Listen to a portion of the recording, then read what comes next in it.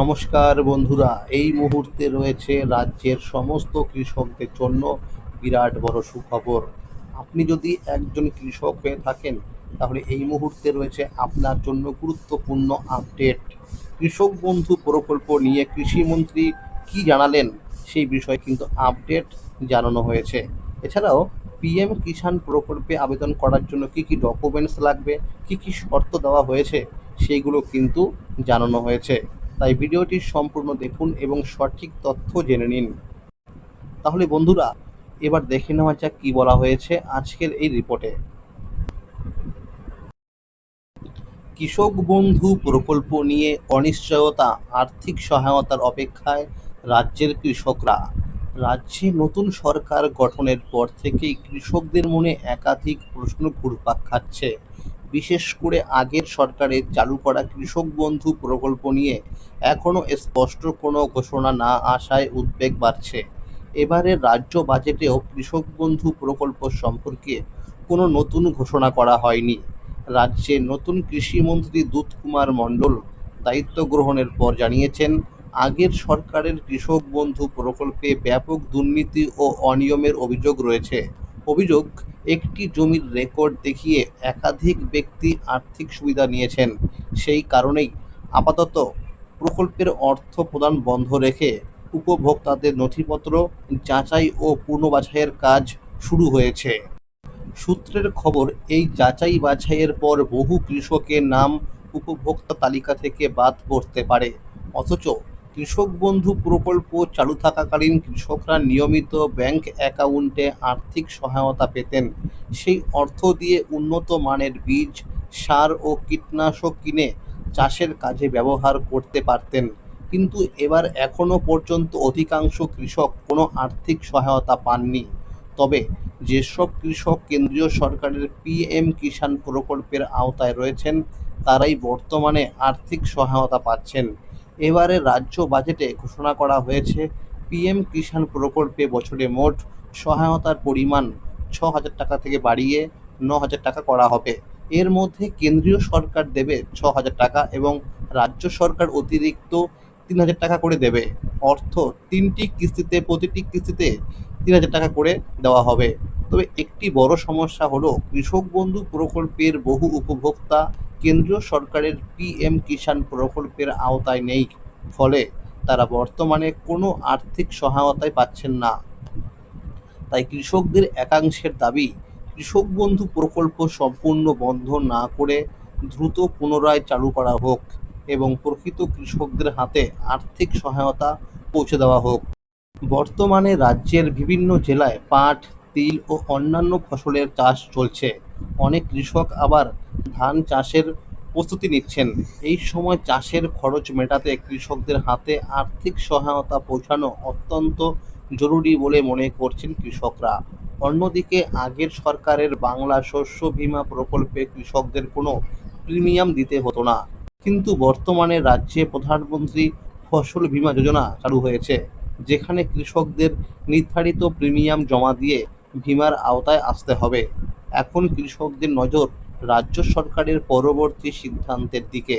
যাচাই বাছাইয়ের কাজ শেষ হওয়ার পর কৃষক বন্ধু প্রকল্প পুনরায় চালু হবে কি না, নাকি নতুন কোনো ব্যবস্থা আনা হবে, সেই উত্তরে জানতে অপেক্ষা করছেন রাজ্যের লক্ষ লক্ষ কৃষক। মনে রাখবেন বন্ধুরা, পিএম কিষাণ প্রকল্পের কিন্তু অনলাইনে ফর্ম ফিল আপ চলছে। যারা এখনও করেননি তারা অবশ্যই কিন্তু করতে পারেন। আর যারা জনকল্যাণ শিবিরে গিয়ে অফলাইনের মাধ্যমে ফর্ম জমা করেছিলেন তাদের কিন্তু সেই ফর্মগুলোকে যাচাই বাছাই করে পোর্টালে নাম তোলা হচ্ছে বলে সূত্রের খবর। পিএম কিষাণ প্রকল্পের আবেদন করার জন্য শর্ত: ১ নাম্বার, আবেদনকারীকে অবশ্যই ক্ষুদ্র বা প্রান্তিক কৃষক হতে হবে এবং তার নিজের নামে রেকর্ডভুক্ত চাষযোগ্য জমি থাকতেই হবে। আবেদনকারী কৃষকের নিজের নামে চাষযোগ্য জমির সরকারি খতিয়ান বা রেকর্ড থাকতে হবে। ২ নাম্বার, স্বামী, স্ত্রী এবং নাবালক সন্তানদের নিয়ে একটি পরিবার গঠিত হয়। পশ্চিমবঙ্গ সরকারের কৃষি দপ্তর এবং কেন্দ্রীয় নিয়ম অনুযায়ী একই পরিবারের কেবল একজনই এই প্রকল্পের সুবিধা পাবেন। যদি স্বামী ও স্ত্রী উভয়ই আলাদাভাবে আবেদন করেন তবে সেটি বাতিল বা হোল্ড করে দেওয়া হবে।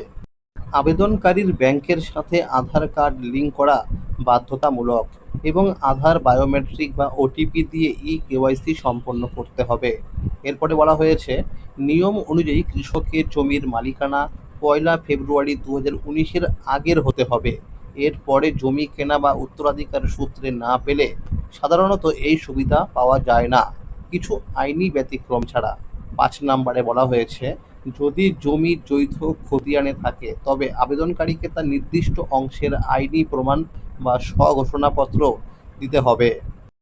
এরপরে 6 নম্বরে বলা হয়েছে, পিএম কিষাণ যোজনায় কোনো নিবন্ধিত কৃষকের মৃত্যু হলে তার উত্তরাধিকারী বা ওয়ারিশরা নিয়ম মেনে এই সুবিধা চালু রাখতে পারেন। 1 ফেব্রুয়ারি 2019-এর পর জমি হস্তান্তরের ক্ষেত্রে এই স্কিমে কড়া নিষেধাজ্ঞা থাকলেও উত্তরাধিকার সূত্রে প্রাপ্ত জমির ক্ষেত্রে এটি সম্পূর্ণ ছাড় দেওয়া হয়েছে। মূল সুবিধাভোগী কৃষকের মৃত্যুর পর তার পিএম কিষাণ অ্যাকাউন্টটি বন্ধ করতে হবে। এর জন্য ব্লক স্তরের কৃষি অফিসে গিয়ে মৃত্যু শংসাপত্র জমা দিয়ে পোর্টাল থেকে নাম বাদ দেওয়ার আবেদন করতে হবে। মৃত্যুর পর যদি কোনো কিস্তির টাকা অ্যাকাউন্টে ঢুকে থাকে তবে তা সরকারি নিয়ম অনুযায়ী ফেরত দিতে হবে, অন্যথায় ওয়ারিশের নতুন আবেদন আটকে যেতে পারে। মৃত কৃষকের জমিটি আগে ওয়ারিশদের নামে সরকারিভাবে নথিভুক্ত বা মিউটেশন পর্চা বা খতিয়ান পরিবর্তন করাতে হবে। পিএম কিষাণ পোর্টাল সরাসরি ভূ-আলেখ বা বাংলার ভূমি পোর্টালের ডেটার সাথে লিঙ্ক থাকে, তাই নিজের নামে নতুন খতিয়ান বা পর্চা না আসা পর্যন্ত আবেদন করা যাবে না। জমি নিজের নামে রেকর্ড হওয়ার পর যোগ্য ওয়ারিশকে, যেমন স্ত্রী বা ছেলে বা মেয়ে, নতুন করে পিএম কিষাণ পোর্টালে নিউ ফার্মার রেজিস্ট্রেশন আবেদন করতে হবে। আবেদনের সময় নিজের আধার কার্ড, নতুন পর্চা এবং নতুন ব্যাংকের অ্যাকাউন্ট আপলোড করতে হবে। ব্লক প্রশাসন থেকে ভেরিফিকেশনের সময় আবেদনের সাথে ওয়ারিশ সার্টিফিকেট বা বংশতালিকা যুক্ত করা বাধ্যতামূলক, যা প্রমাণ করবে আপনি ওই মৃত কৃষকের বৈধ উত্তরসূরি। আবেদন প্রক্রিয়া ও যাচাইকরণ: কৃষি দপ্তরের অনুমোদন অনলাইন পিএম কিষাণ পোর্টালে বা সিএসসি সেন্টারে আবেদনের পর পশ্চিমবঙ্গের ব্লক স্তরের কৃষি আধিকারিক, এডিএ এবং জেলা প্রশাসন থেকে জমির নথি ও যোগ্যতা যাচাই করা হয়। রাজ্য সরকার থেকে ডাটাবেস অনুমোদন করার পরেই কেন্দ্র থেকে বছরে 3টি কিস্তিতে মোট দেওয়া হয় 6,000 টাকা করে। তো যেহেতু বর্তমানে বাড়ানো হয়েছে, অর্থাৎ 9,000 টাকা করা হয়েছে, সেহেতু কিন্তু কৃষকরা পাবে বছরে 9,000 টাকায় করেই। এবার জেনে নেওয়া যাক যে এই পিএম কিষাণ প্রকল্পে আবেদন করতে হলে কি কি ডকুমেন্টস লাগবে। 1 নাম্বার, জমির রেকর্ড, খতিয়ান বা পর্চা। 2 নাম্বার, ওয়ারিশন সার্টিফিকেট যদি প্রযোজ্য হয়। 3 নাম্বার, মৃত কৃষকের মৃত্যু শংসাপত্র যদি প্রযোজ্য হয়। 4 নাম্বার, আধার কার্ড। 5 নাম্বার, আধার সংযুক্ত ব্যাংকের passbook. 6 number, voter card. 7 number, passport সাইজের ছবি। 8 নাম্বার, সই করা স্ব-ঘোষণাপত্র বা সেলফ ডিক্লারেশন ফর্ম। এছাড়াও মনে রাখবেন, খুব শীঘ্রই কিন্তু আবার শুরু হচ্ছে জনকল্যাণ শিবির। সেখানে গিয়েও কিন্তু আপনারা এই পিএম কিষাণ প্রকল্পের জন্য ফর্ম ফিল আপ করতে পারবেন। তাহলে বন্ধুরা, আজকের এই ছিল আপডেট। এইরকম আরও নতুন নতুন আপডেট সবার আগে পেতে হলে চ্যানেলটিকে অবশ্যই মনে করে সাবস্ক্রাইব করে রাখুন এবং সকলের কাছে শেয়ার করে দিন। আর যদি ভিডিওটি ভালো লেগে থাকে অবশ্যই একটি লাইক করে দেবেন। ধন্যবাদ।